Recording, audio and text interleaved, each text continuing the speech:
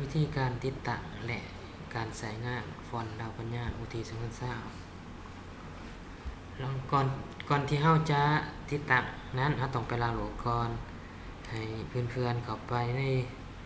ลิงก์ดาวน์โหลดที่ข้าพเจ้าให้นั้นหลังจากที่คลิกเข้าไปลิงก์แล้วมันจะขึ้นหน้าต่างตัวนี้ขึ้นมามันเป็น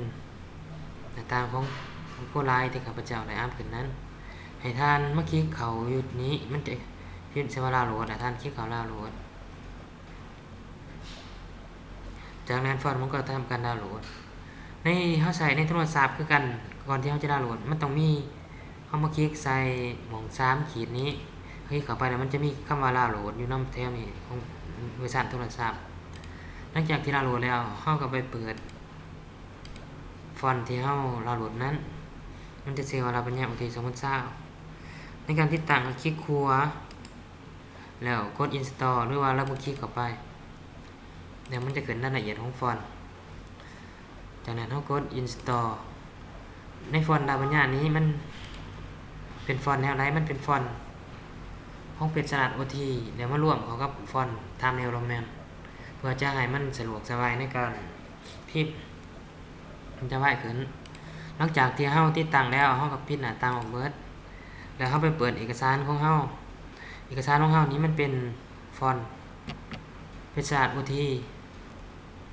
แล้วภาษาอังกฤษก็เป็นเพชรสลัด OT ในหลักการแต่งเอกสารทางการนี้ฟอนต์ภาษาลาวมันต้องใส่เพชรสลัด OT และฟอนต์ภาษาอังกฤษมันต้องใส่ Times New Roman ดังนั้นเราต้องมาselectเอาเป็นภาษาอังกฤษแล้วเราเปลี่ยนเป็น Times New Roman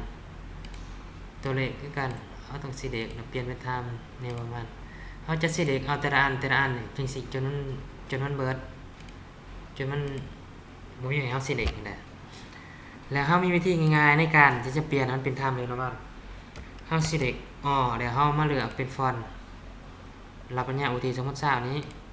จากนั้นมันก็จะเปลี่ยนให้มันเป็นTimes New Roman ตลอดอัตโนมัติทุกสิ่งทุกส่วนที่มันเป็นภาษาอังกฤษหรือว่าเป็นตัวเลขมันก็จะเปลี่ยนเป็นTimes New Romanแล้วภาษาลาวมันก็จะเป็นสระ OT คือเก่า